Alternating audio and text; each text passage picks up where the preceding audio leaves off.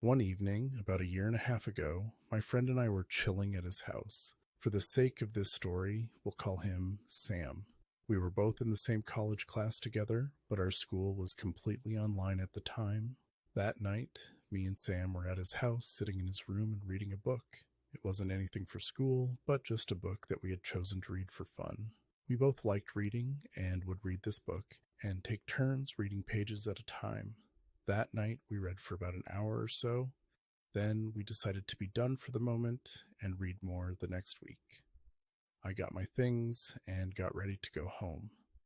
I didn't live too far away, maybe about 10 or 15 minutes. I headed out and Sam stayed behind at his house. He lived close to a forest preserve. There was a street for his neighborhood with about 10 houses, and then a street that went to the forest preserve parking lot. My drive wasn't quite that direction. I was going in the opposite way. When I left, it was raining out at the time. It had been for several hours. I didn't really mind as I drove. It was about 8 p.m. or so. As I drove down the main road, this was the most deserted part of the drive. It was a straight road that went through lots of forest. There were a very small number of houses along the way. There were no streetlights and no other cars even. I drove for a while with no problem when I suddenly noticed a truck in front of me. The road eventually ended at an intersection, and then I turned right. Right after the intersection, there was a railroad track, and the road went back to a 2-lane road through thick woods. The truck in front of me kept driving, and I started to think about how I never saw it get onto the road. I was willingly paying attention to the drive and looking ahead.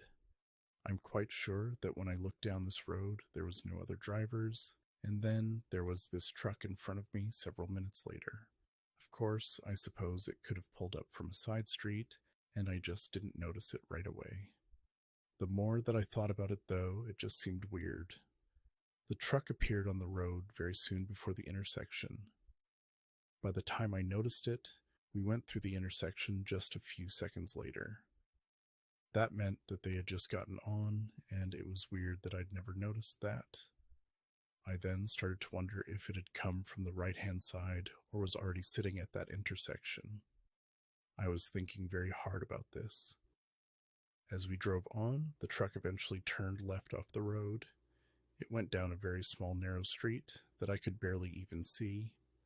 You could just see the truck going through the woods and disappearing. I recall noticing that the truck didn't even have any of its lights on. When it left, I figured they just lived down that tiny road. I forgot about it.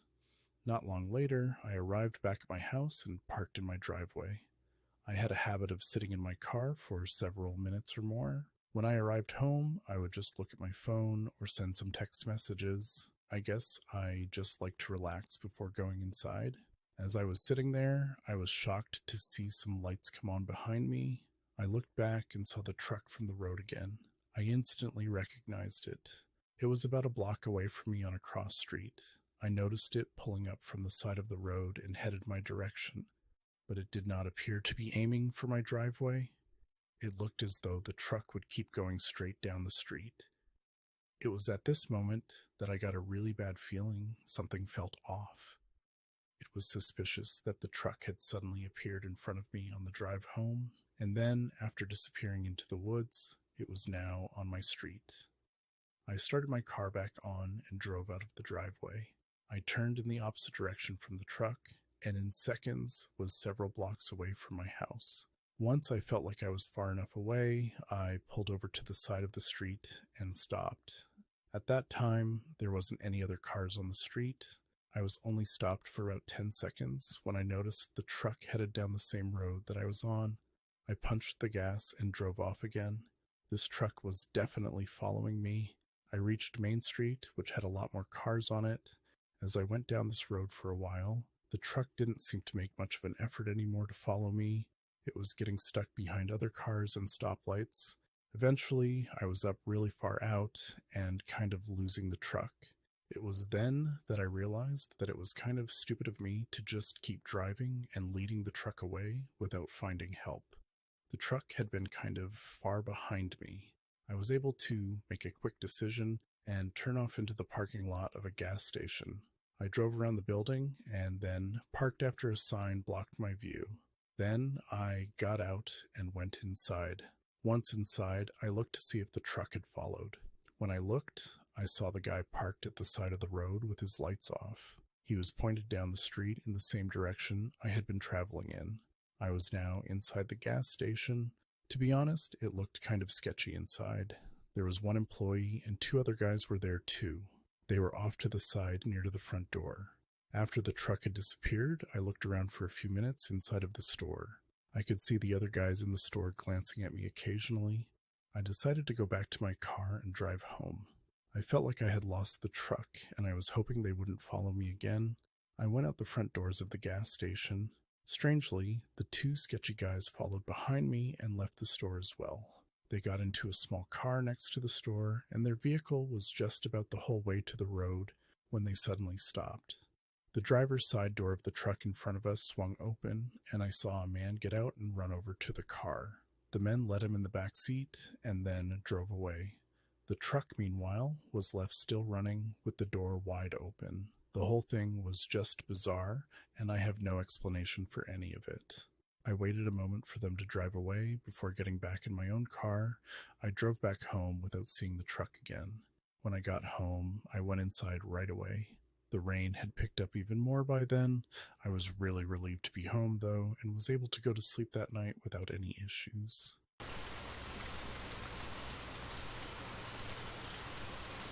If you like our stories, please subscribe and hit the like button. It really helps us keep going.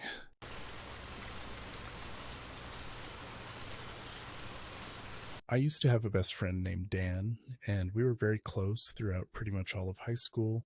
We would hang out frequently and go to parties and all the regular things that high school friends did. We were good friends throughout freshman and sophomore year. After our sophomore year, Dan moved to another school far enough away to the point where we would never see each other.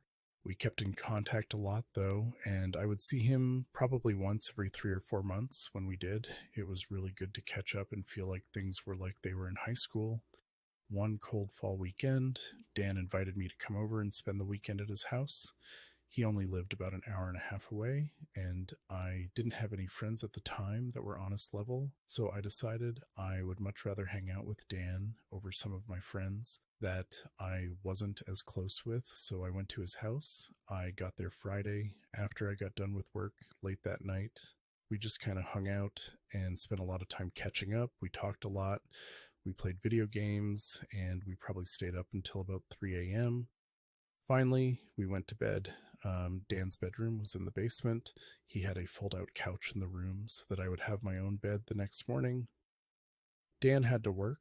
We both had part-time jobs, and at that time, I worked on weekdays, and to work on the weekends. So while Dan was at work, I spent the morning at his house. We were both living with our parents still back then, so I was there when his mom asked me a few times if I needed anything.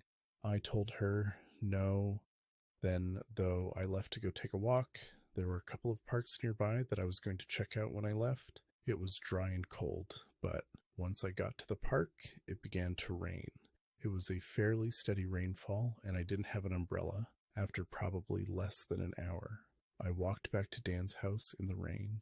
It was a longer walk too, probably like 3 miles. Halfway through is when it really started to pour by the time I got back to Dan's. I was soaked not long after I got back. Dan returned home from work. When he got back, he brought his friend Matt. Now, Matt was a really nice guy, very outgoing, and seemed fun to be around. But I could tell right away always that Dan had likely been spending a lot of time with Matt, and probably he was his new best friend. Dan seemed to prefer spending time with me, though, because we were so close for a couple of years. After about 30 minutes, Dan and Matt left. I guess they were going to the school football game. It actually wasn't Dan's high school, and Matt wasn't his class, or he wasn't even in high school, though. And I think they were going to his old high school. I don't know exactly all of the details. All I know is that they left in once they did. It was starting to get dark, and I was at the house with Dan's family a short while later. They went out to eat. However, I had already eaten earlier by myself, At the time, the house really had me feeling like it was back in high school, and I got the full treatment of what it would feel like being a lazy high schooler on Saturday night.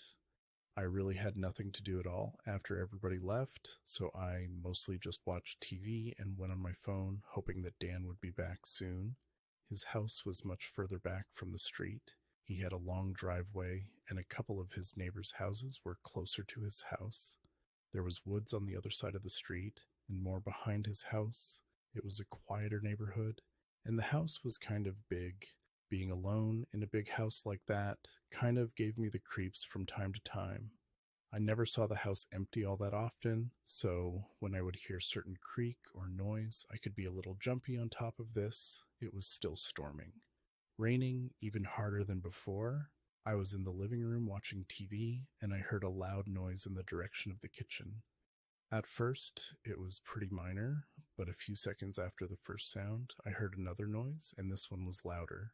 It kind of spooked me, so I got up to go and see what it was. I entered the dining room, which was next to the living room. Then I turned to go into the next room, which was the kitchen. As I made my way through the dining room, I saw somebody standing on the other side of the kitchen. At first, I wasn't sure who it was. I didn't recognize this tall man who was all wet and soaking and he had a massive beard. When he saw me, he started running in my direction. I turned and ran the other way.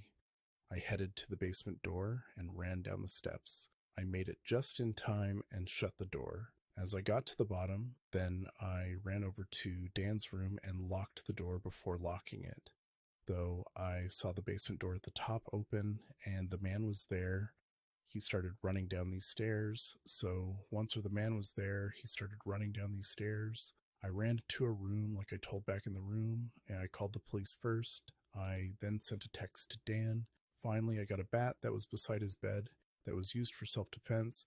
Then I stood next to the doorway just in case the guy would somehow get through it. I stood there for probably less than 5 minutes, waiting for the cops to arrive and really hoping that Dan would get my text. Eventually, though, I heard the police arrive upstairs. I heard them enter the house and then yell out.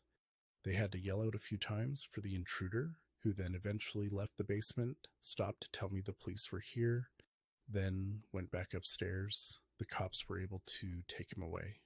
Basically, the guy had broken into a house to steal things.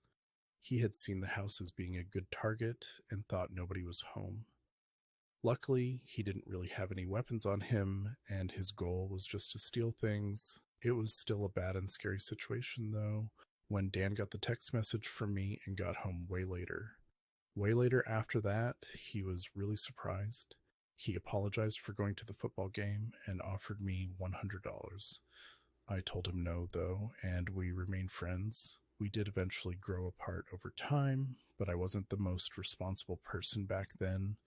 Just knowing that I had next to no responsibilities and was sort of a loser back then made it more embarrassing to me than anything else.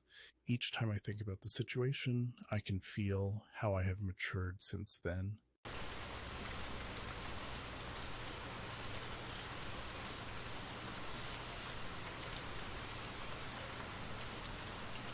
A few years back, I used to work the third shift. I was a janitor at a warehouse nearby where I lived.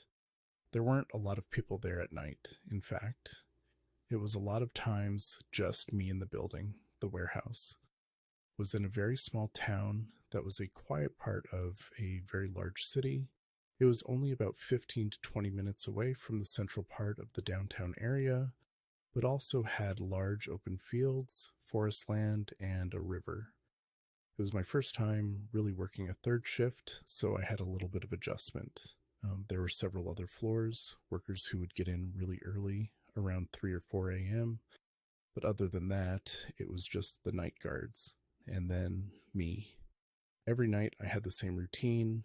I would start by cleaning the bathrooms, then I'd take out trash all throughout the various rooms and floors of the building. I would finish it off by vacuuming the halls. I had a lot of other random chores throughout my shift as well, but I liked working at my own pace. The hardest part for me was sleeping. During the daytime, I would always try to fall asleep immediately after getting home, but some days I was busy doing things, so on some days I wouldn't get in as much sleep as I liked, or sometimes I would sleep but not have an extremely restful sleep. Overall, though, I liked working there. Working the third shift was sort of spooky at first, but after a while, I feel pretty comfortable. One night, I was working and heard it start to rain outside.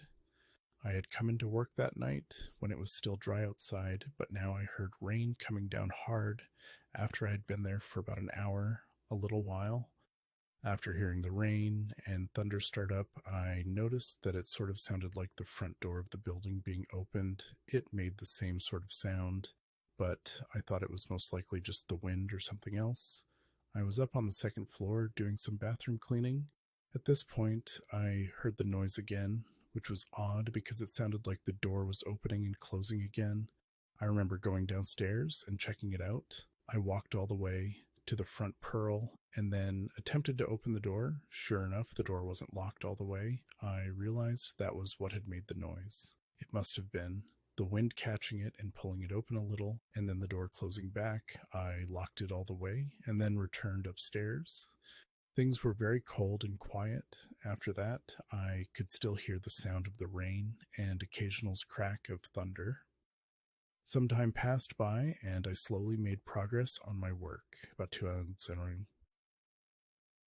hours later, I was taking out some trash I was doing. So, on one of the floors, either the second or third, but not the top floor, the warehouse didn't have an elevator for whatever reason, so I had to lug all this garbage down to the basement. Once again, I heard the sound of the front doors opening. I wondered why they would be open. It sort of sounded like two doors being open this time, which meant that someone was either entering or leaving the warehouse. I was curious what person actually entered the warehouse, though, and why they wouldn't have locked up once they went. Inside, I went down to the bottom floor on my trip for the trash, and by now I figured I was imagining things. I went to the basement and finally got rid of all the trash that I was carrying. Then, when I went back upstairs, there were no obvious signs of anybody being there, which was not a surprise to me. I decided not to do anything or look.